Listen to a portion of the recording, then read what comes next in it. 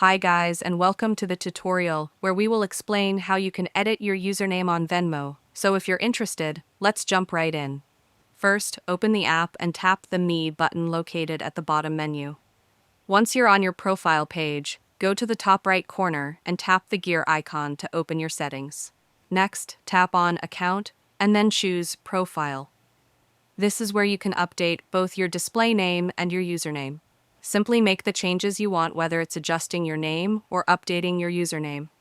For example, if you're updating your username, you can add a few extra characters. Once you're done editing, don't forget to tap Save to confirm your changes. Quick tip: your username has to be between 5 and 30 characters, and it can only include letters, numbers, hyphens, or underscores. Special symbols like @ or hash won't work. Now, if you're trying to update your legal name, the name connected to your identity, that's a different process. For that, you'll need to reach out to Venmo's customer support directly.